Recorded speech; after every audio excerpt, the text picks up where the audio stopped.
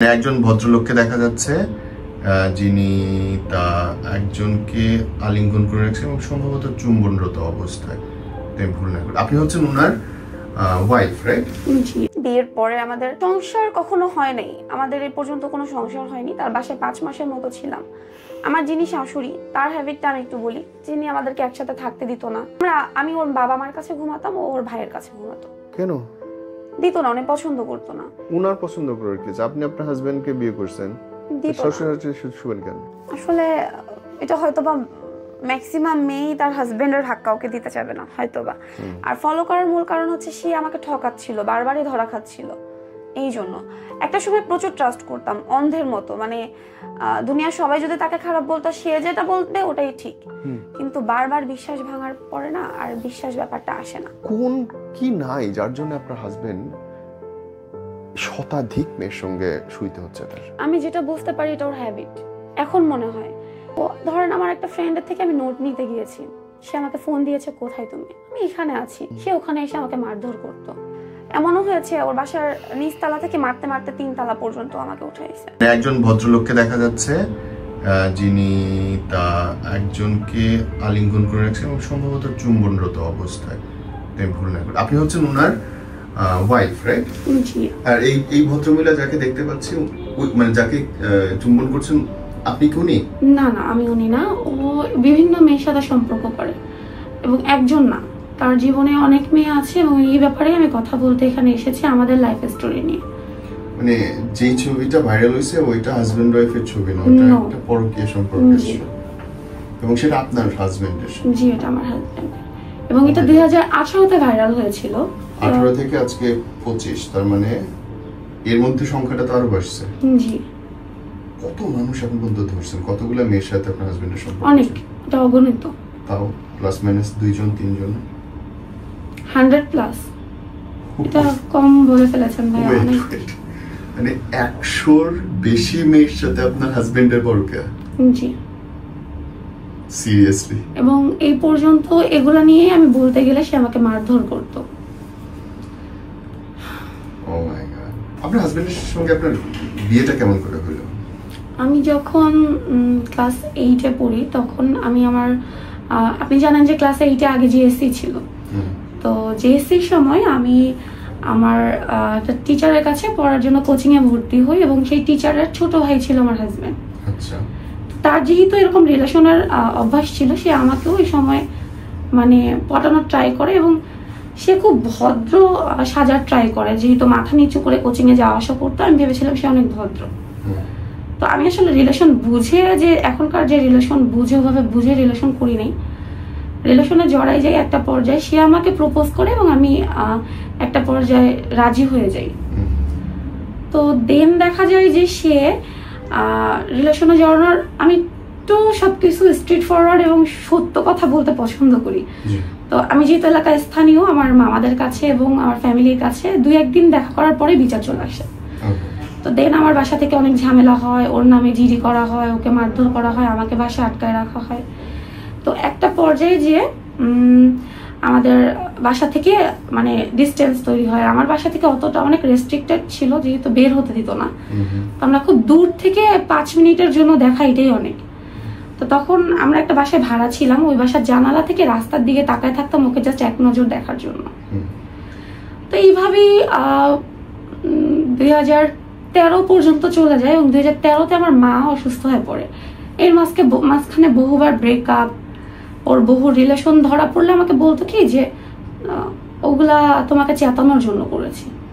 আর যেহেতু বয়স কম ছিল আর আমি বাসা থেকে বের হতে পারতাম না, সে তো ও যেটা বলতো ওইটাই বিশ্বাস করতাম।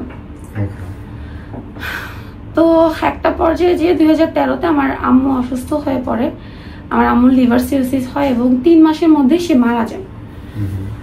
তো আমার এর মাঝখানে একটু বলে রাখি, আমার মা যখন মারা যায় তার আগে যেহেতু আমার রিলেশন ছিল, আমার ফ্যামিলি অনেক চেষ্টা করছে বাধা দেওয়ার, তো না পেরে আমার জন্য বিয়ে ঠিক করে। এবং সেই ছেলেকে আমি অনেক রিকোয়েস্ট করি বিয়েটা ভেঙে দেওয়ার, কারণ আমি যেহেতু আমার যে হাজবেন্ড তাকে অনেক লাভ করি। তার মানে কি বিয়েটা কমপ্লিটলি আপনাদের ফ্যামিলিগতভাবে? না, ওরকম না। আমি আপনাকে একটু মানে স্টোরিটা একটু বলি। দেন আমার ফ্যামিলি থেকে বিয়ে ঠিক করা হয়। তো ছেলেটা আমাকে সম্ভবত আমার বোনের বাসায় আগেই দেখেছিল, আমার বোনের হাজবেন্ডের ফ্রেন্ড ছিল। তো আমার মা যেহেতু অসুস্থ, মা আমি জানতাম না, বাট আমার ফ্যামিলির সবাই জানতো আমার মা বেশি দিন বাঁচবে না। তো যেটা হয়েছে, আমার ফ্যামিলি থেকে ওখানে বিয়েটা ফিক্স করে ফেলে, কিন্তু আমার একটা প্ল্যান ছিল যে ছেলেটাকে আমি অনেক রিকোয়েস্ট করছে, সে বিয়েটা ভাঙে না। এক পর্যায়ে তাদের ফ্যামিলি দেখতে এসে, যেদিন দেখতে আসে ওই দিনে আমাকে কাবিন পড়ায় দেয়, মানে আমার ভাগার বা কোনো অপশন সেখানে ছিল না। তবে সেই ক্ষেত্রে যেটা হয় যে আমি ছেলেটাকে অনেক রিকোয়েস্ট করেছিলাম বিয়েটা ভাঙার, এবং আমার রিলেশনের কথাও বলেছিলাম, বাট সে শুনে নেই। কিন্তু বিয়েটা হলে কি হয়, আমি কিন্তু ওখানে সংসার করি না এবং একদিনের জন্য যাই না, যেটার কারণে আমার ফ্যামিলি আরও রাগ হয় এবং এটাতে আমার মা আরও কষ্ট পায়, এবং 1 মাসের মাথায় এটা ডিভোর্স হয়ে যায়। ডিভোর্স কিন্তু আমি আমার বাসা থেকেই দিয়েছি, কারণ আমি ওখানে আসলে জীবনও যাওয়া সম্ভব না। আমার একটা প্রবলেম হচ্ছে, আমি যাকে ভালোই বাঁচতে পারবো না তার সাথে আমার থাকা সম্ভব না। তো সেই জায়গা থেকে আমি ডিভোর্স হয়ে যায়, এবং ওই ছেলে অনেক কষ্ট পায়, কিন্তু এখানে আসলে আমার কিছু করার ছিল না। সবকিছু আলটিমেটলি আমার হাজব্যান্ড এখন যে আছেন তার জন্য, আমার বাচ্চার বাবার জন্য। তো আমার যখন সম্পর্ক ছিল তখনের একটু ঘটনা আমি বলি এখানে। সে কিন্তু তখনও রিলেশন করতো। তো আমার ফ্যামিলি থেকে যেহেতু রেস্ট্রিকশন ছিল, বের হতে পারতাম না। তো ধরেন আমার একটা ফ্রেন্ডের থেকে আমি নোট নিতে গিয়েছি, সে আমাকে ফোন দিয়েছে, কোথায় তুমি? আমি এখানে আছি। আমার ভেতরে যেহেতু সমস্যা নেই, আমি সত্য কথাই বলতাম।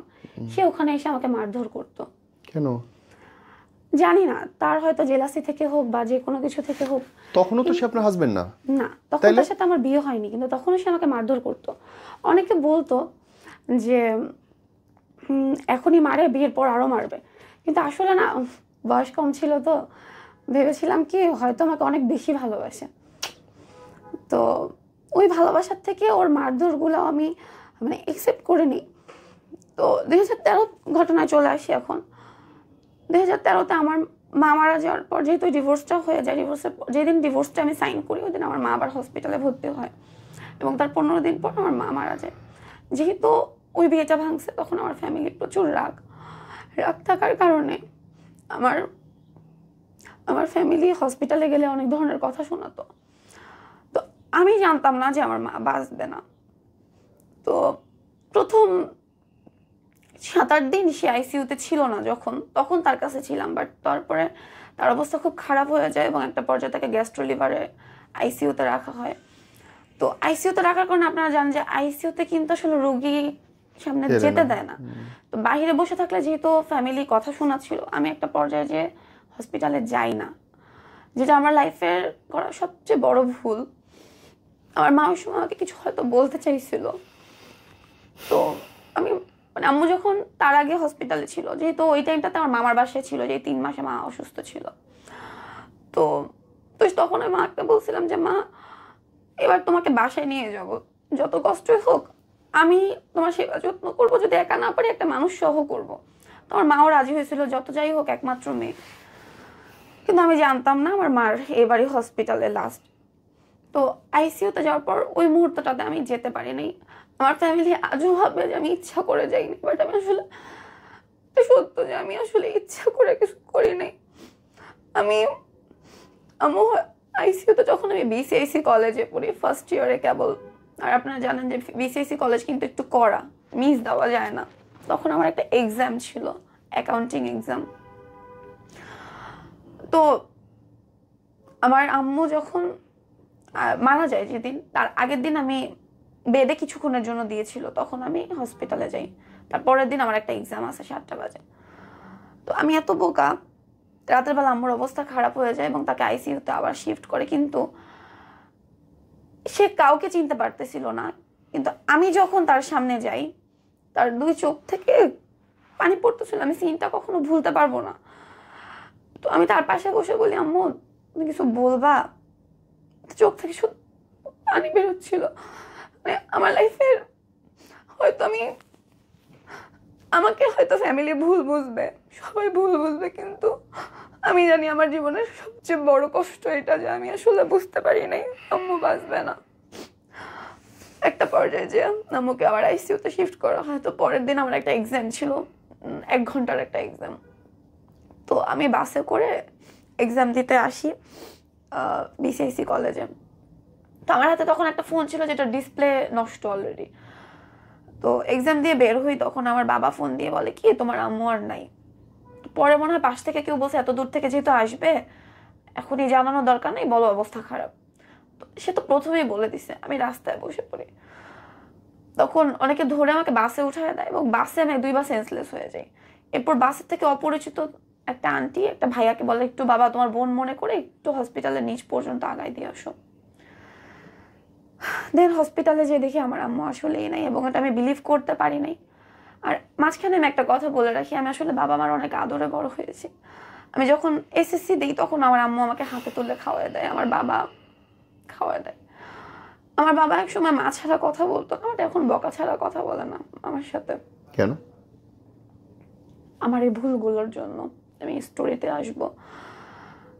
দেন আমার আম্মু মারা যাওয়ার 1 মাস পরের ঘটনা। এর আগে হচ্ছে অনেক কিছু হয়েছে। আমার ওই আমি করতে নেই, যেহেতু আমার মানে যে হাজবেন্ড আমার বাচ্চার বাবা তাকে আমি প্রচন্ড ভালোবাসতাম। আমার ফ্যামিলি মেনে নিচ্ছিল না। আমি ভাবতাম যে কেন মেনে নেয় না, কিন্তু আসলে তখন বুঝি নাই যে আসলে কেন মেনে নেয় না। একটা পর্যায়ে যে আমার ডিভোর্স বলে আমার আম্মু মারা যাওয়ার পর দেন 1 মাস পরের ঘটনা, 1 মাস পুরো না, কিছুদিন পরের ঘটনা, ধরেন 30 দিন পরের ঘটনা। অক্টোবরের দিকে, আম্মু সেপ্টেম্বরের 30 তারিখে মারা যায়। অক্টোবরের দিকে তো আমাকে বের হতে দিত না। তো আমার হাজবেন্ড এর আগেও আমার বাসায় ছাদ থেকে এসে অনেক সিন ক্রিয়েট করে গেছে। তো ওই দিন সে আমাকে যেহেতু বের হতে দিত না, সে আমার বাসায় আসে কথা বলতে। তো কথা বলতে আসার পর এটা আমার ফ্যামিলি জানাজানি হয়, তখন আমার বাসা থেকে আমাকে বের করে দেয় ওর ফ্যামিলি থেকে। এবং আমার যেহেতু ডিভোর্সে 3 মাস হয় না তখন, তাই আমরা বিয়ে করতে পারি না। এবং পরবর্তীতে আমাদের বিয়েটা হয় ওর বাসায়। তো বিয়ে হওয়ার পরে তার কথা হচ্ছে তাকে আমি জোর করে বিয়ে করেছি, কিন্তু এখানে জোরের কিছু নাই। সে আমার লাইফে বারবার আসছে। আমাদের যখন সম্পর্ক ছিল, ব্রেকআপ হলে আমার কোচিংয়ের ভেতরে যে সিন ক্রিয়েট করতো। তাহলে আমার দিক থেকে তো লয়াল ছিলাম। আমি আসলে একটা জিনিসই চাইছি, ওর ওয়াইফ হইতে এবং ওর সাথে সংসার করতে। এর বাইরে আমার কোনো ইন্টেনশন ছিল না। তো পরবর্তীতে তার সাথে আমার বিয়ে হয়। বিয়ের পরে আমাদের সংসার কখনো হয় নাই, আমাদের এ পর্যন্ত কোনো সংসার হয়নি। তার বাসায় 5 মাসের মতো ছিলাম। আমার যিনি শাশুড়ি, তার হ্যাবিটটা আমি একটু বলি। যিনি আমাদেরকে একসাথে থাকতে দিত না। একসাথে আমি ওর বাবা মার কাছে ঘুমাতাম, ও ওর ভাইয়ের কাছে ঘুমাতো। কেন দিত না, উনি পছন্দ করতো না। উনার পছন্দ করে কি? আপনি আপনার হাজবেন্ডকে বিয়ে করছেন, শ্বশুর শুবেন কেন? এরকম করতো। এবং আমাদের একসাথে কথা বলতে দিত না। উনি নিজের শাড়িটা ফেলে দিয়ে বলতো এই দেখ তোর বউ আমার শাড়ি ফেলে দিয়েছে। এরকম করে অনেক মারধর খাওয়াতো আমাকে। এবং আমাদের অগণিত মানুষ দেখেছে রাস্তায়ও আমাকে মারছে। এমনও হয়েছে ওর বাসার নিচতলা থেকে মারতে মারতে 3 তলা পর্যন্ত আমাকে উঠাইছে। কিন্তু তখন না, আমি যে ফ্যামিলিকে বিচার দিব সেই অপশনটা আমার হাতে ছিল না, কারণ আমি তো ফ্যামিলির কথা শুনিনি। তো এমনও হয়েছে আমার ছোট খালা লুকায় লুকায় ফোন দিত, যেহেতু ফ্যামিলির কেউ আমার পরিচয় দিবে না। আমার ছোট খালা আমাকে প্রচন্ড ভালোবাসে, এবং এটা ভালোবাসার মূল কারণ হচ্ছে সে আমাকে নিজের পালসে তো ছোটবেলা থেকে, তো নিজের সন্তানের থেকে বেশি ভাবে। তো ফোন দিলেও আমি না কান্না করতাম না, ফ্যামিলিকে বিচার দিতাম না। কিন্তু একটা পর্যায়ে তার বাসা থেকে আমার নামে বিচার দেয়। তখন আমি আমার ফ্যামিলিকে জানাই যে আসলে আমি কষ্টে আছি। কিন্তু জানালেই বাকি আমার ফ্যামিলি বলে তুমি তো নিজের পথ নিজেই বেছে নিছো। কিন্তু আসলে বয়সটা খুব কম ছিল, মাত্র 16 বছর বয়সে বিয়ে করি। এবং আমার মেয়ে সে 17.5 বছর বয়সে আমার মেয়ে হয়। মানে যখন বিয়েরই বয়স হয়নি তখন আপনি অলরেডি মা? জি। তো বিয়ের 5 মাস পর ওর বাসা থেকে আমাকে বের করে দেয় একদিন রাত 8টার দিকে। মেয়ে ঘটিত ব্যাপার নিয়ে আমি কিছু বলতে গেলে আমার শাশুড়িকে বলতো আমার ছেলে এরকম করবেই। আপনি আপনার হাজবেন্ডকে প্রথম অন্য নারীর সাথে দেখলেন বা বুঝলেন কবে? ও মানে অনেকবারই ফোনে ধরা খাইছে, যেহেতু কথা বলতো, এবং অনেক মেয়ের সাথে মানে ঘোরা অবস্থায় পাইছি। ঘুরতো, দেখা গেছে আমি ওর ফলো করতে গেছি তখন ধরা খাইছে। মানে আপনি কেন ফলো করার দরকার মনে হলো ওটা? আসলে এটা হয়তোবা ম্যাক্সিমাম মেয়েই তার হাজবেন্ডের ভাগ কাউকে দিতে চাবে না হয়তোবা। আর ফলো করার মূল কারণ হচ্ছে সে আমাকে ঠকাচ্ছিল, বারবারই ধরা খাচ্ছিল। এই জন্য একটা সময় প্রচুর ট্রাস্ট করতাম অন্ধের মতো। মানে দুনিয়া সবাই যদি তাকে খারাপ বলতো, সে যেটা বলবে ওটাই ঠিক। কিন্তু বারবার বিশ্বাস ভাঙার পরে না আর বিশ্বাস ব্যাপারটা আসে না। তার মানে হচ্ছে আপনি ওনার ফোন চেক করছেন বা কোনো জায়গাতে খারাপ কিছু পাইছেন, জি, তারপর থেকে আপনি এবং সে ফেসবুকে বিভিন্ন ফেক আইডি খুলে বিভিন্ন বাজে বাজে চ্যাটিং তার আমি দেখেছি। এবং আরেকটা জিনিস আমি এখানে মেনশন করব, সে হোটেলে যেত এবং সে রিসেন্টও গিয়েছে হোটেলে। আমার কাছে এভিডেন্স আছে, হোটেলের নাম্বার আমি তার ফোনে পেয়েছি। তো যাই হোক, আমি 13তে একটু ফিরি। দেন সে হচ্ছে আমরা বাসা থেকে বের করে দেওয়ার পর, যেহেতু বাবা আমার একমাত্র মেয়ে, আমার বাবার বাসার সামনে যখন আমি কান্নাকাটি করি, আমার বাবা এক পর্যায়ে মেনে নেয় এবং আমাদেরকে তার বাসায় থাকতে দেয়। এই আমাদের একসাথে থাকে এবং পরবর্তীতে 5 মাস পরে আমি প্রেগনেন্ট হই এবং তখন থেকে আমার জার্নি। এবং আমার প্রেগনেন্ট অবস্থায় সে আমাকে মারে এবং তার ফ্যামিলি এবং তারা আমার বাচ্চাটাকে নষ্ট করার অনেক ট্রাই করে, কিন্তু যেহেতু আমার বয়স কম, ডাক্তার এটাতে রাজি হয় না, কারণ তখন আমার 16.5 বছর বয়স। তো ওই এইজে আসলে তারপর ফার্স্ট বেবিটা ডাক্তার কোনোভাবেই, তারপর 4 মাস হয়ে গেছে। তো আর আমার বয়স কম ছিল, আমি বুঝতেও পারিনি যে আমি অলরেডি প্রেগনেন্ট। দেন এই প্রেগনেন্সি অবস্থায় আমাকে তুলে তুলে আছাড় মারতো, পেটের মধ্যে লাথি মারতো, ঘুষি মারতো এবং সে পরক্রিয়া করতো। কারণ সে আমাকে মানে তার কথা হচ্ছে বেবি দরকার কি, তারপর সে পরক্রিয়া করতো, তার এগুলাতে হ্যাসেল হচ্ছে এবং তার ফ্যামিলির ধারণা তাদের ছেলেকে আমি আটকানোর জন্য বেবিটা নিয়েছি। কিন্তু সত্যি এটাই আমি নিজেও বুঝতাম না যে আসলে আটকানো জিনিসটা কি। তারপর দেন 2013তেও বিভিন্ন মেয়ের সাথে তার রিলেশন, এগুলো নিয়ে বলতে গেলে প্রচুর মারধর করতো। তো আমি যখন 8 মাস বা 9 মাসের প্রেগনেন্ট, তখন আমার বাসাটা সিস্টেমটা কি, ওয়াশরুমটা নিচে, তো নিচে হতে বারবার উঠানামা করাটা ঝামেলা। তো আমার বাবা বলে কি, তোরা কিছু মাসের জন্য একটু ভাড়া বাসায় যা। আমার বাবাই সব খরচ দেয়, আমার খাওয়া খরচ, ভাড়া। আমার হাজবেন্ড কোনো কাজ করতো না, কখনোই করে নাই। সে মাঝে মাঝে 2-1টা টিউশনি পেতো, টিউশনিটাও ঠিক মতো করতো না এবং যা টাকা পেতো ওটা জুয়া খেলতো। ওয়েট, মানে সে কমপ্লিটলি বেকার? জি। ও মাই গড, তাহলে বিয়ে করছিলেন কেন? আসলে এটা বলতে গেলে মানুষ মানে আমাকে হয়তো কথা শোনাবে, কিন্তু আসলে ভালোবাসার দিক থেকে চিন্তা করে বিয়ে করছি। আমার ইন্টেনশন একটাই ছিল, আমি ভেবেছিলাম কি ও ঠিক হয়ে যাবে। একটা বেকার ছেলে, একটা পুরুষ কখন বেকার হয়? যখন তার কোনো দায়িত্ববোধ থাকে না। সে কেমনে ঠিক হবে? দেন বাসা ভাড়া নেই, সেই বাসার ভাড়াও সে দেয় না, আমার বাবাই দিত। তো সে তখন জুয়া খেলতো, আমার বাবা ভাড়ার টাকা দিত, এটা নিয়ে যে জুয়া খেলতো। 1 নম্বর নারী, 2 নম্বর শুরু হলো জুয়া। তো সে এমনও গেছে ভাড়ার টাকা নিয়ে জুয়া খেলছে, বাড়িওয়ালা আমাকে বের করে দিছে। তার আগে কয়েকটা বাসায় সাবলেট ছিলাম, সেই বাসায় আমাকে মারধর করতো, তারাও দেখছে। তারা একটা পর্যায়ে বললো, তুমি আর কত সহ্য করবা। তার মা এসে শুধু শুধু আমার সাথে খারাপ ব্যবহার করতো, তার ছেলেকে ছেড়ে দিতে বলতো। আমার বাচ্চা হয়েছে, তারা ফ্যামিলির একটা মানুষ হসপিটালে যায়নি। আমার শাশুড়ি 5 দিন পর বাসায় এসে আমার বাচ্চার চেহারা দেখে প্রথম কথা, তার আল্লাহ যেন তোর কোল থেকে তোর সন্তান নিয়ে যায়। দাদি? জি। কেন? সে আমাদের সহ্য করতে পারে না। ইভেন আমার সন্তানকে তার বাবা আদর করে, এটাও সে পছন্দ করে না। দাদি? জি। ওকে। তো আমার হাজবেন্ড যেটা করতো, মাঝে মাঝে তার বাসা থেকে খাবার নিয়ে আসতো। এটার আমি জানি না, আসলে লজিকটা আমি বুঝি না। মাঝে মাঝে নিজে খাবার বেড়ে নিয়ে আসতো, আবার আমাকে মারধর করতো, আবার পরক্রিয়া করতো।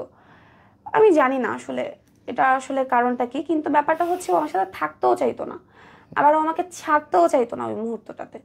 সম্পর্কটা এরকম। কিন্তু আমার সাথে কখনোই 1 বছর টানা সংসার করেনি।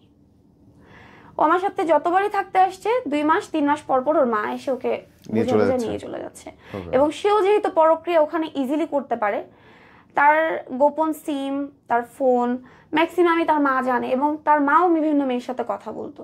এই জন্য অনেক মেয়েকে আমার বোঝাতেও কষ্ট হয়েছে যে আমি তার ওয়াইফ। হ্যাঁ, কারণ মার সাথে যদি কথা বলে, সে বিভিন্ন মেয়ে নিয়ে তাদের বাসায়ও যেত। ওকে। তো 2013তে এরকম ভাবে চলে যাচ্ছিল, 2014 গেল, 2015তে আমার মেয়ে হলো।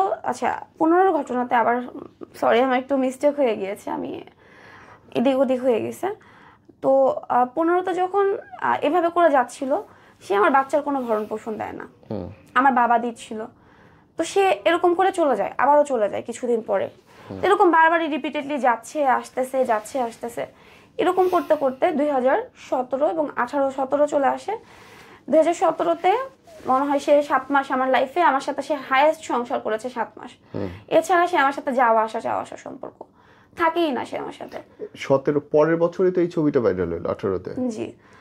আর এর আগে আমি একটা কথা মানে মিস করে গিয়েছি। 2015-তে আমরা যখন ভাড়া বাসায় ছিলাম, সাবলেটের পর একটা ফ্ল্যাট নিয়েছিলাম, তখন আমরা সাবলেট দিয়েছিলাম। তো দেখা গেছে আমার বাবা যে ভাড়াটা পাঠিয়েছে এবং সাবলেটের লোকরা যে ভাড়াটা পাঠিয়েছে পুরোটা নিয়ে এসে জুয়া খেলছে। এভাবে করে সে 3 মাসের ভাড়া জমায়। একটা পর্যায়ে যে বাড়িওয়ালা আমার 6 মাসের বাচ্চা সহ আমাকে বের করে দেয়। তো তখন শীতের রাত, তো আমার বাবার বাসা তখন ভাড়া দেওয়া ছিল। আমি পাগলের মতো খুঁজতেছিলাম যে কি করব, কোথায় থাকবো, আমার ফ্যামিলিও রাজি না। এবং আরেকটা দুঃখের বিষয়, মানুষ বিপদের সময় তার হাজব্যান্ডকে পাশে পায়, কিন্তু আমি যতবারই বিপদে পড়েছি সে তার ফোন বন্ধ করে গায়েব হয়ে গেছে। আমি কখনোই তাকে পাইনি, কখনোই না। আমি 9 মাসে প্রেগনেন্ট অবস্থায় তাকে একবার পুলিশ ধরতে গেছিল। ওই অবস্থায় আমি দৌড়াই গেছি তাকে সেভ করার জন্য। আমার রিলেশন থাকতে তাকে যখন আমার ফ্যামিলি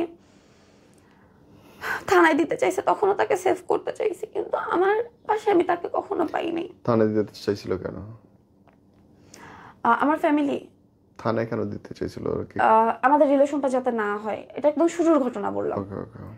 যেহেতু আমার ফ্যামিলি জানতো যে ও খারাপ, কিন্তু আমি তো বিশ্বাস করতাম না।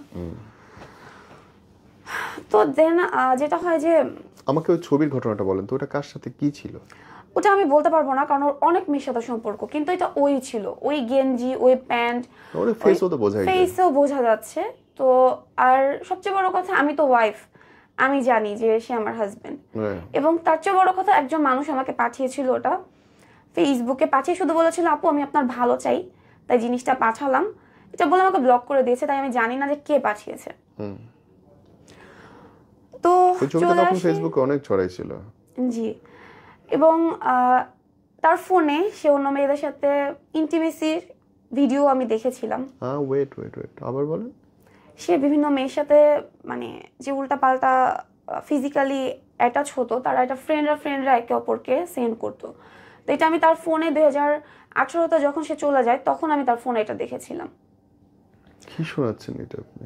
মানে নিজের গার্লফ্রেন্ডের সঙ্গে মিশে আবার সেটা জি বন্ধুদেরকে পাঠাচ্ছে? জি।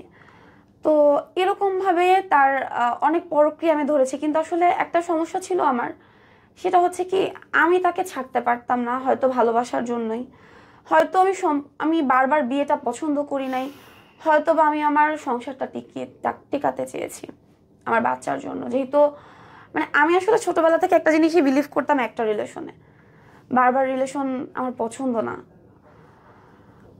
কত মানুষের প্রপোজাল এসেছে, কত কিছু রিফিউজ করে দিয়েছি, কখনো কারোর সাথে একটা টাইম পাস পর্যন্ত করি নাই। অনেক মানুষকে কষ্ট দিয়েছি, কিন্তু কষ্ট দেওয়ার কারণ একটাই ছিল, যাতে আমার উপর উইক না হয়। আমি অনেক মেয়েকেই দেখি যে একটা সম্পর্কে থেকে আর একটা সম্পর্ক ঝুলায় রাখতে, আমি কখনো এটা করি নাই, কেউ বলতে পারবে না। তো আমি আবার আমার স্টোরিতে আসি। দেন 2018 চলে আসে, এভাবে করতে করতে 2018-তে সে একেবারে চলে যায় আমাকে ছেড়ে। আমি অসুস্থ, তখন হসপিটালে ছিলাম। আরেকটা জিনিস বলি, আমি হসপিটালে থাকা অবস্থায় আমি তাকে পাইনি। এবং আমি যখন হসপিটালে আমার মেয়েটা সিজারে হয়, ওই মুহূর্ত কিন্তু সে আমাকে হসপিটালে 4 দিনের দিন মারধর করে। আমি মনে হয় তাকে আমার বাচ্চাটাকে ধরতে বলছিলাম, এরকম একটা কিছু নিয়ে। তো বাপ মেয়েকে ধরবে এইটা বলার জন্য মার খাইতে হয়েছে। জি। তো সে যখন আসলে ঝামেলায় পড়তো তখন সে আমার সাথে খুব ভালো ব্যবহার করতো, হয়তো জানে যে আমি ভুলে যাব এটার জন্য। আর আমি ওটা দেখেই ভুলে যাইতাম, প্রিভিয়াস কি ঘটেছে সেটা আর মনে থাকতো না আমার। তো একটা পর্যায়ে যেটা হয়, 2018-তে সে জুন বা জুলাইয়ের দিকে সে চলে যায়। তার বড় ভাই তখন বিয়ে করে, তখন সে ওই মুহূর্তে তার বড় ভাইয়ের তার মায়ের কাছে চলে যায়। তার মা ওরকম বারবার আমার সাথে ডিভোর্স করানোর জন্য বা আমাদের সম্পর্ক ভাঙার জন্য সে শুরু থেকেই চেষ্টা করতেছিল। এবং আরেকটা জিনিস বলে রাখি, তাদের বাসায় যখন ছিলাম এমন হয়েছে আমি একবার অসুস্থ হয়ে পড়ি, এটা কিন্তু আমি আবার 2013-তে চলে যাচ্ছি, তখন আমাকে হসপিটালাইজ করা হয়। তো বাসায় আনার পর এমন হয়েছে, তার বোন তার মা মিলে বলে আমি নাটক করি বলে সে আমার জন্য ভাত নিয়ে এসেছিল, তো সেটা ধাক্কা দিয়ে ফেলে দেয় এবং তাকে ঝাড়ু জুতা দিয়ে বাড়ি দেয়। তুই কি বোর চাকর হয়ে গেছিস? জানি না আমার স্টোরিটা কত বড় হবে, কিন্তু আসলে 15 বছরের স্টোরি তো আর এভাবে বলা যায় না, ভেঙে ভেঙেই বলছি। তারপরও হয়তো কষ্টের কথা। ফাইনালি ডিভোর্স আপনাদের কবে হলো? 2021-এ। 2018 থেকে আমরা টোটালি সেপারেশনে থাকি। ওকে। সে সে চলে যাওয়ার পর আমার মেয়ে তার বাবার খুব ভক্ত ছিল, বাবার বুকের উপর ঘুমানোর একটা হ্যাবিট ছিল। তো আমার মেয়ের জ্বর চলে আসে, তো আমি তার বাসায় প্রতিদিন যাই, তার পায়ে ধরি সম্পর্কটা টিকানোর জন্য। সে আমাকে লাথি মেরে সরায় দেয়, চুল ধরে মারতে মারতে বাসা থেকে বের করে দেয়, এবং সে বারবার কমিশনার অফিসে যায়, বারবার মিটিং বসায় সে আর তার মা। যে এমনও হয়েছে ভাইয়া যে আমার বাসায় থেকে আমার সাথে খেয়ে একই সাথে বের হয়ে কমিশনার অফিসে যে আমার নামে মিথ্যা কথা বলেছে তার মার সাথে মিলে। পরবর্তীতে আমাকে বলে কি আসলে আমার কিছু করার ছিল না, তো এই জন্য বলেছি। আর আমিও বোকা, আসলে সম্পর্কটা টিকানোর জন্য না, যখন যেটা বলছে ওটা দিয়ে মেনে নিয়েছি। তো আমাদের প্রথম ডিভোর্সটা তার সাথে হয় 2021-এ, এবং 2018 থেকে আলাদা থাকার পর 2019 পর্যন্ত একটা লং টাইম গ্যাপ যায়। গ্যাপ যাওয়ার পর 19 থেকে আবার কন্ট্যাক্ট শুরু হয়। শুরু হওয়ার পর কোনো লাভ হয় না। কন্ট্যাক্ট শুরু হলেও আমরা একসাথে থাকি না, সে তার মার বাসায়, আমি আমার বাসায়। সে বিভিন্ন পরক্রিয়া করে, ঈদের দিনও আমাকে মারধর করে, নাক দিয়ে মুখ দিয়ে রক্ত বের করে ফেলে রাস্তার মধ্যে। এবং সবচেয়ে কষ্টের বিষয় হচ্ছে, রাস্তায় যখন আমার নাক থেকে রক্ত বের হয় তখন সে আমাকে বলে, তোর নাক মোস মোস, তোর নাক মোস, মানুষ দেখতেছে না, তুই কি আমাকে ফাঁসাবি? আমার কষ্টটা না সে কখনো দেখে নাই। তার বাসায় যখন আমি তাকে ডাকতে যেতাম সে আমাকে মারধর করতো। তার মেয়ে নিয়ে বলতে গেলে তার মা দুনিয়ার কথা বলতো। আমাকে মায়ের দাঁতের সাথে দাঁত লাগাই ফেলতো, তখন তার মা বলতো কি এটাকে ধরে গেটের বাইরে ফেলে দিয়ে আয়। তো এভাবে করে 19-20-20-এ করোনা আসে। করোনায়ও সে ননস্টপ পরক্রিয়া করে, আমি ধরা পড়ে অনেকবার। এভাবে 2021 চলে আসে, এবং 21-এ আমি তাকে বলি যে তুমি কি এগুলা ছাড়বা না আমাকে করবা, আমাকে ছাড়বা। তো আমি আসলে রাগের মাথায় তাকে ডিভোর্সের কথাটা মুখে বলি, কিন্তু সে আসলে এটাই চাচ্ছিল। এবং সে এক পর্যায়ে মেয়েকে ছাড়ার থেকে সে আমাকে ছাড়া বেস্ট মনে করছে। তো সে যখন কাজী অফিসে যাই তার সাথে, আমি সারা রাস্তা তাকে বুঝাই, আমি আসলে রাগের মাথায় জাস্ট বলছিলাম যে ডিভোর্স, অনেক সময় হয়তো বলে, অনেকেই বলে যে আমি তোমার সাথে থাকবো না, আমাকে ডিভোর্স দিয়ে দাও, যেহেতু সংসারই হচ্ছে না। তো কাজী অফিস পর্যন্ত যত সারা রাস্তা তাকে আমি বুঝাইছি, সে কাজী অফিসে যায়, সে বলে আমি ডিভোর্স দিয়েছি, কিন্তু সে যখন থাকতে চায় নাই তখন সে সাইন দিয়ে দেয়, এবং আমিও সাইন দিই বাধ্য হয়ে, কারণ আমি জানি সে এর আগেও এই কাজ করছে। যে আমি যদি ওই মুহূর্তে থাকতাম তাহলে বলতাম আমি তো তোকে ছেড়েই দিছিলাম, তুই তো কেন থাকলি? তাই বাধ্য হয়ে আমিও সাইন দিই, এবং সে সাইন দিয়েছিল কয়েক সেকেন্ডে। আর আমার হাত থেকে 2বার অলরেডি কলম পড়ে গেছে, কারণ আসলে এই সম্পর্কটার জন্য আমি অনেক কিছু ছেড়েছি, অনেক কিছু ত্যাগ করছি, অনেক কিছু হারাইছি, তো কোনো লাভ হয় নাই। 2021-এ ডিভোর্সের পর আমি অনেক কষ্ট পাই, আমি অনেক ভেঙে পড়ি। আমার চেনা অচেনা অনেক মানুষের থেকে, সত্যি বলতে আমি আমার ফ্রেন্ড সার্কেল থেকেও সাপোর্ট পাইনি, কারণ এমন কেউ নাই যে আমাকে বুঝায় নাই আমার সম্পর্ক থাকা অবস্থায়। পুরো জিনিসটা তো টক্সিক। তো এরপরে 2023-এ সে আমার লাইফে আবার আসে। আবার? হ্যাঁ। ওকে। এসে সে আমাকে কান্নাকাটি করে হাতে পায়ে ধরে বলে যে আমি তোমাকে ছাড়া বাঁচবো না, তুমি আর আমার বাচ্চা, কথা বলে যে তুমি আর আমার সন্তান ছাড়া আসলে কেউ নাই, আমি মরিচিকার পিছনে দৌড়াইছি। তো আমি একটা পর্যায়ে যেয়ে বলি যে আমি তো তোমাকে বিশ্বাস করি না, মানুষ একবার বিশ্বাস ভাঙে, তুমি তো 1000 কোটি বার বিশ্বাস ভাঙছো। ভাই আমি এখানে একটু বলে রাখি, এমনও হয়েছে সকালবেলা একটা মেয়ে নিয়ে তার সাথে আমার ঝামেলা হয়েছে, সে দুপুরবেলা আর এক মেয়ে নিয়ে ঘুরতে চলে গেছে। ইভেন সিরিয়াসলি তার এমনও হয়েছে যে আমি কম হলেও 1 সপ্তাহের মধ্যে কম হলেও 5টা আইডি ধরছি, ফেক আইডি নিজের ওর। তো এভাবে আসলে হয় না, লাইফটা এভাবে চলে না। তো 2023-এ যখন সে আবার আসে, আমি 23-এর স্টোরিতে আসি, তখন সে হাতে পায়ে ধরে এবং প্রচুর এফোর্ট দেয়। ওকে। সে আমার জন্য ফুল নিয়ে আসে, সে পায়ে ধরে বসে থাকে, মানে সে মনে হয় দুনিয়া যদি ওই টাইমে আমি বলতাম যে চা দেনে দাও, চা দেনে দেওয়ার মতো অবস্থায় ছিল সে। হয়তো সেটাও নাটক ছিল, কারণ পরবর্তীতে আমি যে স্টোরিটা বলবো সেটা আর এটার সাথে কোনো মিল নেই। তো 2023 পুরোটা এভাবে যায় এবং 23-এর শেষের দিকে আমার কাছে মনে হয় যে আমরা যেহেতু আবার শুরুই করব, ও তখনও কাজ করে না, তার আগেও কাজ করতো না। তো শুরু করব, আমি চাচ্ছিলাম ও কিছু একটা করুক। তো আমি তখন আমার নামে 1 লাখ টাকা আমার একটা পরিচিত আপুর থেকে লোন নিয়ে দিই। তো সে আমাকে বলে যে বাইক চালাবে আপাতত, পরবর্তীতে কিছু টাকা জমায় সে একটা বিজনেস করবে। আর এর মাঝখানে আমি বলে রাখি 2015-তে আমার বেবি যখন হয় তখন আমার বাবা তাকে বিজনেসের ব্যবস্থা করে দিয়েছিল, বাট সে করতে পারেনি, কারণ সে জুয়া খেলতো, তাই সে করতে পারেনি। তো এই যে আমাদের সম্পর্ক, পুরো সম্পর্কে যে আমি কত মাই খাইছি, আমার এর উত্তর দেন তো বোন। একটা মানুষ একবার সারা জীবনে ভুল করে গায়ে হাত তুলতে পারে, কিন্তু সেকেন্ড টাইম হাত তোলা মানে তো আমি তাকে প্রশ্রয় দিচ্ছি, পুরো দোষ তো তাহলে আপনার এখানটায়। কিছুটা আসলে আমার জায়গাটা ছিল কি, ওই যে বললাম ভাইয়া, আমি ওই একটা সম্পর্কে আসক্ত ছিলাম, আর আমি অলওয়েজ চাচ্ছিলাম কি সম্পর্কটা টিকে যাক, যে কোনো কিছুর বিনিময়ে সম্পর্কটা টিকে যাক। কারণ যে কোনো কিছু মানে কি এইটা যে আমার হাজবেন্ড অন্য মেয়ের সাথে শুয়ে বেড়াচ্ছে, ফিজিক্যালি আসে, এটা মানতে পারতাম না বলেই তো ঝামেলা হতো। এটা মানতে পারতেন না বললে ঝামেলা হইতো যদি আপনি ছেড়ে দিতেন। আপনি দেখতেছেন, রিয়্যাক্ট করতেছেন, পরের দিন আবার সে যাচ্ছে, আপনি আবার দেখতেছেন, আবার রিয়্যাক্ট করতেছেন, পরের দিন আবার যাচ্ছে, এটা রিপিট হইতেছে। তার মানে তো আপনি ইনডিরেক্টলি তাকে সাপোর্টই করতেছেন যে তুমি যাও, আমি একটু ঝগড়াঝাটি করবো কিন্তু আমি থাকবো তোমার সাথে। না, আমি যখন তাকে বলতাম তখন সে আমাকে মারধর করতো এবং সে ওই মুহূর্তে বলতো যে আর করবে না, পরবর্তীতে সে আবার করতেছে এবং প্রতিবারই আমি তাকে তো আবার বলতেছে যে, বা আপনি বলতেছেন মারতো, আবার বলতেছে করবে না, কিন্তু পরবর্তীতে সে আবার করতো। তো কথা মেলে না, মাইরা আবার কেমনে বলবে যে করবে না? না, সে আমাকে মারধর করতো, পরবর্তীতে সে আমাকে সরি টরি বলতো। হ্যাঁ, সরি বলতো আমার মাথা ঠিক ছিল না, কিন্তু পরের দিন যখন আবার দেখলেন ঘটনা, তাহলে তখন আপনি সহ্য করলেন কেন? আমার ওই যে বললাম একটাই প্রবলেম ছিল, আমি আসলে যেহেতু লাভ ম্যারেজ করেছিলাম, আমি চেয়েছিলাম যে ও ভালো হয়ে যাক, লাস্ট পর্যন্ত দেখতে চেয়েছিলাম। না, এইটা ঠিক আসলে নেওয়ার মতো না। এনিওয়ে, তারপরে লাস্টলি বলেন। 2023-এ সে এরকম করার পর 2023-এর শেষের দিকে আমি তাকে একটা লোন তুলে দিই এবং আমি আসলে ওই টাইমে ভেবেছিলাম সে সত্যিই ভালো হয়ে গিয়েছে। তাকে আমি খোঁজাখুঁজি সব বন্ধ করে দিই। তো একটা পর্যায়ে যে সে 2023-এর শেষে যখন বাইক কিনে দিই, বাইক কিনে দেওয়ার পর সে লোন 2 মাস দেওয়ার পর আর দিতে পারে না, এবং 24-এর দিকে আরেকটা লোন নেওয়া হয় মে মাসের 6 তারিখে। তো এই লোনটা সে আমাকে প্রথমে বলে যে এখানে আমি জাস্ট নমিনি, কিন্তু আমি যখন অফিসে যাই তখন আমি জানতে পারি যে এটা আমার নামেই লোনটা নেওয়া হচ্ছে, মানে এটা আমাকে জানায় নেয় না।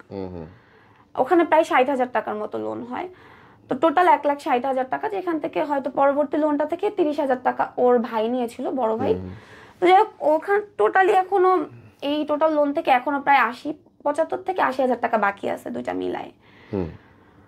তো এইভাবে করে চলতে থাকে। ও বলে পাঠাওয়ের নাম করে বের হয়, আমি ওভাবে সে মনে হয় চেষ্টা করতেছে। এভাবে 2024-এর দিকে একটু সন্দেহ লাগছিল, বাট আমি গায়ে লাগাই নাই। আমি ভাবছি সে হয়তো কষ্ট করতেছে আমাদের জন্য। তো টাকা পয়সা রেগুলার দিত না, তাহলে কষ্ট কিসের করতেছে?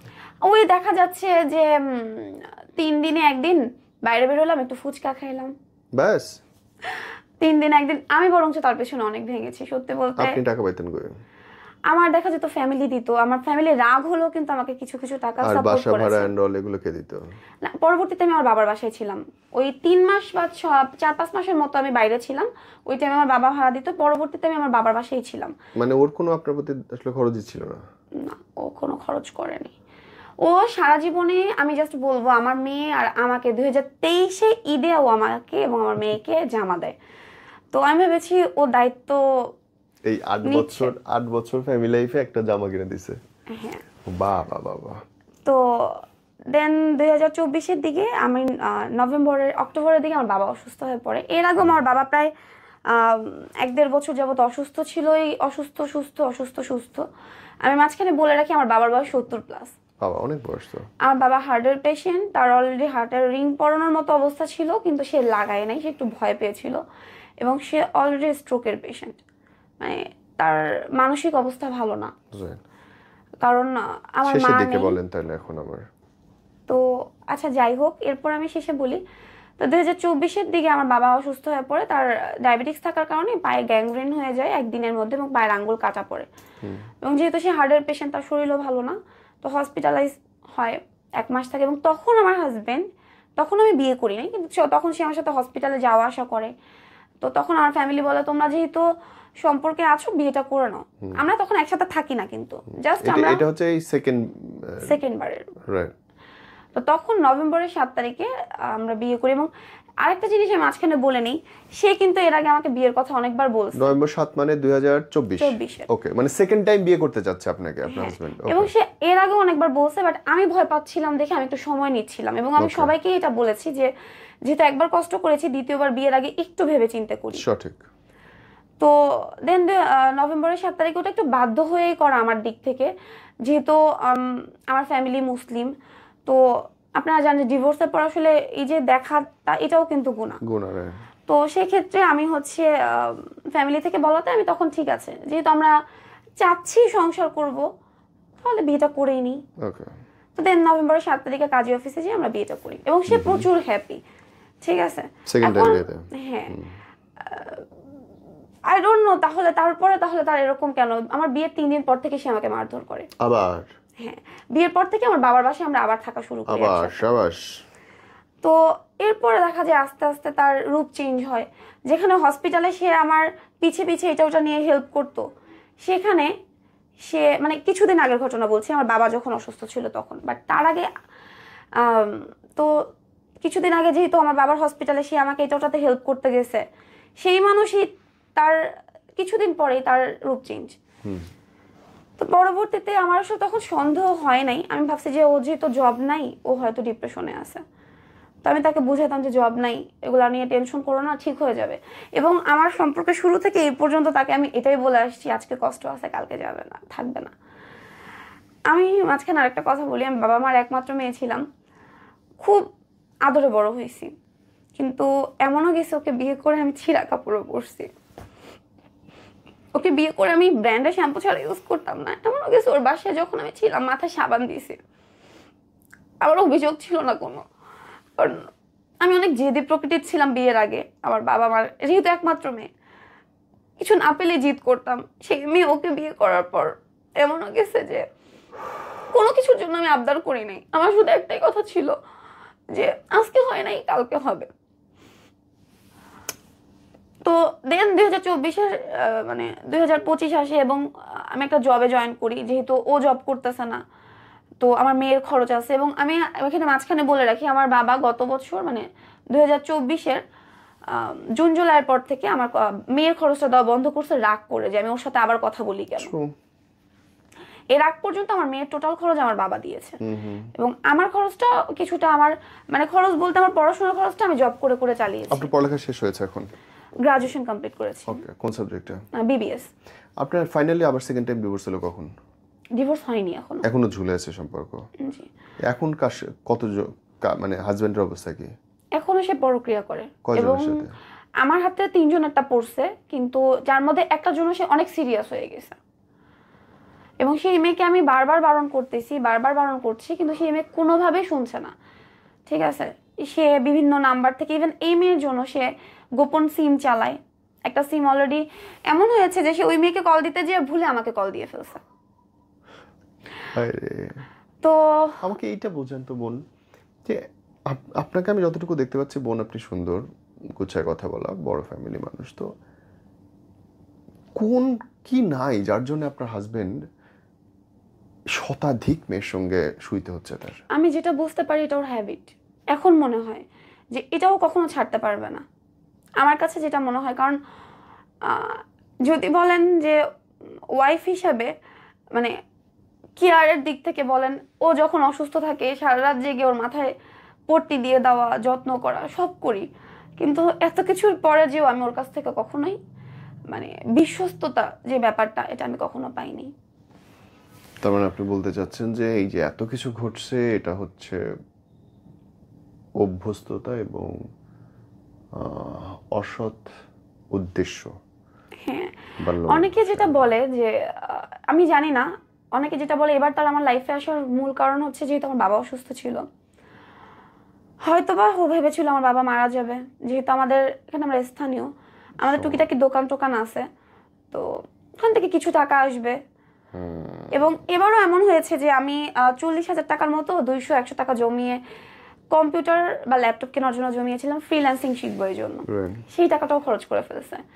আগে যখন আমাদের ডিভোর্সের আগে এমনও হয়েছে আমার খালামণি আমাকে কানের দুল দিয়েছে স্বর্ণের, সেটা নিয়েও বিক্রি করে ফেলেছে। বোন, আপনার এই যে অদ্ভুত একটা মানুষের সঙ্গে জীবন কাটানো, এ নিয়ে যে লাখো মানুষ দেখতেছে, তাদের জন্য যদি কোনো শিক্ষণীয় ব্যাপার থাকে কি বলেন তো? আমি একটা জিনিসও বলবো, কাউকে বিশ্বাস করার আগে, ভালোবাসার আগে 100 বার না 1000 বার ভাবতে। কারণ মানুষের না অনেক রূপ। সে এমন আছে যে মানুষ এমন যে আপনার সামনে মানে একরকম ব্যবহার করবে, আপনার পিছনে আপনি তার ওয়াইফ, তা আপনার নামে 2টা খারাপ কথা বলতে তার বাধবে না। আমার হাজবেন্ড ঠিক এরকমই। আমার হাজবেন্ড নিজে বাঁচার জন্য সবকিছু করতে পারে, সবচেয়ে মজার বিষয় কি জানেন ভাইয়া, এত কিছুর পরেও গতকালকে সে কিন্তু তার যেই সিমের নাম্বার আমি জানি সেটা বন্ধ করে রাখে যাতে আমি তাকে না পাই। এখন যেহেতু আমি লোন তো আমার নামে, লোনের লোকরা তো আমার কাছে আসে, তো আমি তাকে রিচ করতে পারি না। আর আমার থানায় অলরেডি তার নামে রিপোর্ট করতে আমি বাধ্য হয়েছি, এবার সহ্য করতে পারি নাই বলে। তো খুব একটা সাপোর্ট আমি পাইনি, কারণ তার বোন হচ্ছে সরকারি চাকরি করে, 2nd ক্লাস অফিসার। তো তার বোন অনেকবার দেখা গেছে তার সাথে আমি ভালোভাবে মিশতে গেলে সে কথা বের করে অনেক পেঁচে লাগাইছে। তো রিসেন্টলি 3-4 দিন আগের ঘটনায়, 27 তারিখের ঘটনা বলি, তার নামে যেহেতু আমি থানায় রিপোর্ট করেছি 3 জনের নামে, আমার হাজব্যান্ডের মা এবং তার বোনের নামে। তো 3-4 দিন আগে আমার মেয়েকে আমি আমার মেয়ের হাতে ফোনটা দিয়ে তার ফুপির বাসায় এবং তার দাদুর বাসায় পাঠাই, যেহেতু আমি রিচ করতে পারতেছি না, স্বাভাবিক আপনাকে যদি আপনার ওয়াইফ রিচ না করতে পারে আপনার ফ্যামিলির কাছে, হ্যাঁ, তো আমি ওদেরকে কল তো দিতে পারিনি। আমার মেয়েকে আমি ফোনটা দিয়ে পাঠাই, যে মেয়ের সেফটির জন্য ফোনটা দিয়ে পাঠাই, যে যেন তার বাবাকে যদি তার ফুপি পায় বা তার দাদি পায়, তাকে যেন বলে দেয় যে আমার সাথে একটু কন্ট্যাক্ট করতে, আমার লোনের জন্য লোক আসতেছে। তো সে আমার মেয়েকে আটকায় রাখে এবং এক পর্যায়ে আমার মেয়ের হাত থেকে ফোনটা সিজ করে, মেয়েকে ধাক্কা দিয়ে সরায় দেয় এবং আমার মেয়েকে মানে ধাক্কা বলতে ওটাকে মারি বলে, সে খুব জোরে। এত বড় একটা মেয়ে কি বাচ্চা নাকি এখন যে? এবং পরবর্তীতে আমি যখন তাকে পাই না, তখন আমার বাসার নিচের আমাদের দোকানের একটা ভাইয়ার ফোন থেকে আমি ফোন দিই আমার ফোনে, তখন সে ফোন ধরে আমাকে অকথ্য ভাষায় গালাগালি করে, আমার হাজবেন্ডের বোন। তাহলে এখন কেন আবার এত রঙ্গ করতেছে? যদি এত সুন্দর করে বিয়ে করলো, পটানো, 2nd টাইম, এখন তার লজিক কি বলে? তার কথা হচ্ছে, সবচেয়ে মজার বিষয় হচ্ছে কি জানেন, আমার হাজবেন্ডের একটা মজার বিষয় হচ্ছে, ধরেন আমার হাতে প্রমাণ আছে, ও জানে আমি প্রমাণ ছাড়া কথা বলি না, তারপরেও যদি আমি ওকে যে সামনে যেয়ে বলি তুমি এটা করছো, জীবনও স্বীকার যাবে না। মানুষের জন্য আমার এটা একটা যে মানুষ, সবাইকে একটা জিনিস বলবো যে পুরুষ মানুষ মেয়ে মানুষ বলবো না, যে খারাপ সে সব পারে। আমার হাজবেন্ড জানে আমি কোনো প্রমাণ ছাড়া তার সাথে কথা বলতেছি না, কারণ প্রমাণ দিয়ে কথা বলেই মাইর খেতে হয়, তাহলে প্রমাণ ছাড়া কথা বললে তো সে আমার ওটা গুরুত্বই দিবে না। তো প্রমাণ নিয়ে কথা বলার পরে এমন আছে যে সে অস্বীকার মানে অস্বীকার। ঠিক আছে বোন, আমরা শেষ করছি। এই আজকের এই স্টোরিটা থেকে একটা জিনিস খুব স্পষ্ট বোন, সেটা হচ্ছে যে আমি যদি টের পাই যে একটা মানুষের দায়িত্ববোধের জায়গাটা শূন্য, সে আসলে কোনদিন বদলায় না। আমি সংসারের প্রতি, বাচ্চার প্রতি, ফ্যামিলির প্রতি যদি দায়িত্ব নিতে না পারি, ভরণ পোষণ দেওয়ার ক্ষমতা না রাখি, এবং আমার আগ্রহর পুরোটাই যদি বাইরে থাকে, ঘরের মধ্যে না থাকে, তাহলে আসলে ওই মানুষ আসলে বদলায় না, চেষ্টা করে লাভ নেই। Anyway, thank you, Allah bless you. আমরা দোয়া করি আপনি। একটু আমি শেষ করার আগে একটু 2টা কথা বলি ভাইয়া। আরেকটা জিনিস হচ্ছে যে এখন বর্তমানে যে অবস্থা, সেখানে হচ্ছে তার বোন কিন্তু আমাকেও সেদিন মেরেছিল। আমি যখন আমার মেয়েকে যখন আনতে যাই, তখন আমার হাতে এখন হালকা আছে, এখানে মানে গেট দিয়ে চাপ দিয়েছিল, গেট আমার হাতের উপর লাগাই দিয়েছে এবং ননস্টপ ঘুষি দিয়েছিল আমাকে। তো এর আগে তার মাও কিন্তু আমাকে মেরেছে 2022-এ, আমি জিনিসটা স্কিপ করে গেছি, ভুলে গিয়েছিলাম। মানে সবাই পিটাইছে আপনারে? হ্যাঁ, ওর মা, আমি ওর মানে আমাকে বলেন তো বোন, এত কিছু সহ্য করার দরকারটা কি? আসলে এই লজিকটা না সবাই বলে, কিন্তু এই লজিকটা না আমি নিজেও জানি না। হয়তোবা ভালোবাসার দিক থেকে হোক বা সন্তানের দিক থেকে হোক, এবার আমার মেয়ের জন্য আমার হাজবেন্ডের লাইফে ফেরত আসি। সবটা আমি জানি আপনি আমাকে হয়তো এখন বকাই দিবেন, এত কিছুর পর আমি গতকালকে আমার হাজবেন্ডকে বলি, তুমি এখন যে মেয়েটার সাথে রিলেশনে আছে তার নামটা কি আমি রিভিল করতে পারি? তার নাম রুমা, আরো অনেকগুলো মেয়ের সাথে পরক্রিয়া করে, বাট এটার সাথে সে এখন খুব অতপ্রতভাবে জড়িত। তো সেও মিরপুর কলেজেই পড়ে, আমিও ওখানে স্টুডেন্ট। তো ওই মেয়েকে আমি কম হলেও 10 বার বোঝানো হয়েছে, সেই মেয়ে কোনোভাবে বুঝতে চাচ্ছে না। তো আমি আমার হাজব্যান্ডকে গতকালকে বললাম, আচ্ছা তুমি কি এমন পাইলা ওর মধ্যে যে আমি 15 বছর নষ্ট করেও তোমাকে দিতে পারলাম না? তো সে এগুলো শুনলে আমাকে গালাগালি করে ফোনটা রেখে দেয়।